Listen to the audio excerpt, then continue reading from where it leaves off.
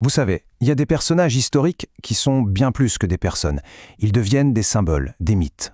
Louis-Antoine de Saint-Just, c'est typiquement l'un d'eux.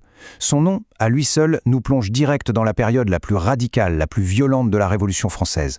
Mais la question c'est, comment un seul homme a-t-il pu finir par incarner à la fois l'idéal pur de la Révolution et sa face la plus terrible? C'est ce qu'on va décortiquer ensemble. Regardez bien ce visage. C'est celui de notre mythe. Un regard perçant, presque de glace. C'est le portrait d'un homme qui, en l'espace de quelques années à peine, va être propulsé de l'anonymat complet au cœur même du réacteur révolutionnaire. Tout ça porté par une conviction, une conviction absolument totale. L'archange de la terreur. Quel surnom, n'est-ce pas? Ça claque. Et ça résume tout le paradoxe du personnage. D'un côté l'archange, la pureté quasi divine, et de l'autre, la terreur, la violence d'État. C'est ce mythe-là qui a été sculpté par l'histoire qu'on va maintenant passer au crible. Alors, pour comprendre le mythe, il faut d'abord rencontrer l'homme qui se cache derrière.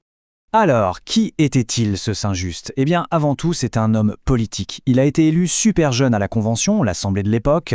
Là, il rejoint les Montagnards, c'est-à-dire le groupe le plus à gauche, le plus radical, et il devient très vite le bras droit et même l'ami de Maximilien Robespierre. Et ce qui est vraiment frappant chez lui, c'est son ascension. Ça n'a pas été une ascension, c'était une fusée. Regardez-moi ça. En 1789, il n'est qu'un petit officier dans son coin. 3 ans plus tard, à 25 ans, il est le plus jeune député de France. 1 an après, il entre au comité de salut public, le cœur du pouvoir. Et 1 an après ça, il est mort. Toute sa carrière politique tient en à peine 5 ans. C'est une trajectoire incroyablement fulgurante, même pour une époque qui allait déjà très, très vite.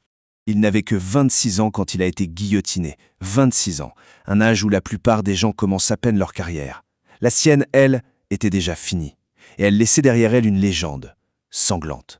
Ok, on a le personnage, mais il y a ce mot, ce concept qui lui colle à la peau et auquel son nom sera toujours associé. Le règne de la terreur, avec un grand T. On a tous appris ça. On imagine tout de suite une politique planifiée, une machine de répression organisée. Mais quand on regarde les sources, la réalité est bien plus compliquée. En fait, l'idée même d'un système de la terreur, elle a été construite après les faits, pas pendant. Ce qui est fascinant, c'est qu'avant la Révolution, le mot « terreur » n'avait pas du tout ce sens 100% négatif qu'on lui donne aujourd'hui. Loin de là. Il pouvait désigner la peur juste face à Dieu, ou le pouvoir légitime du roi pour maintenir l'ordre, ou encore la peur qu'il fallait inspirer à l'ennemi en temps de guerre. Bref, c'était un outil du pouvoir, souvent vu comme tout à fait légitime. Et le plus ironique dans tout ça, c'est qu'au début de la Révolution, les révolutionnaires eux-mêmes, Robespierre en tête, utilisaient le mot « terreur » pour critiquer le pouvoir du roi, le despotisme. Le sens du mot était encore en train de changer. Personne à ce moment-là ne pensait en faire la base d'un projet politique.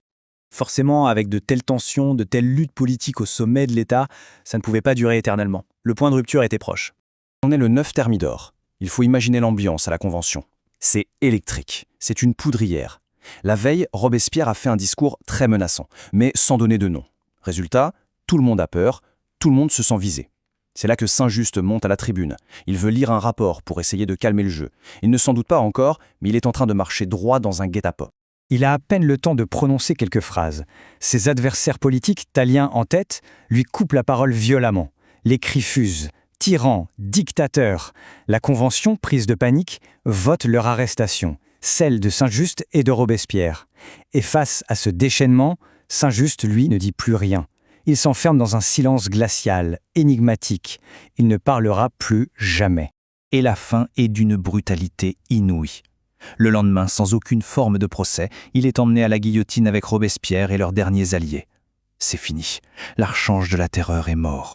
Sa mort, c'est la fin de son histoire personnelle, mais c'est le tout début de son mythe.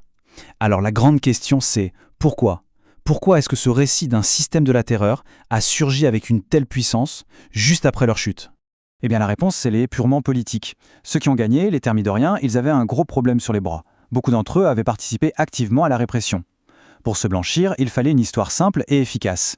Et l'histoire, c'était la suivante.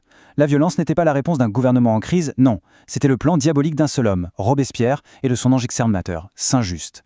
Donc au final, cette image populaire du règne de la terreur comme un système bien huilé, pensé par un petit groupe de tyrans, c'est en grande partie une construction, une narration politique qui a été créée par ceux qui ont pris le pouvoir pour se dédouaner et pour justifier leur propre coup d'État. Et toute cette histoire nous laisse avec une question fondamentale, qui va bien au-delà de la Révolution française. Quand les acteurs d'un drame historique sont réduits au silence pour de bon, qui prend la parole pour raconter leur histoire? Et surtout, avec quelles intentions? C'est une question essentielle à se poser chaque fois qu'on essaye de comprendre le passé.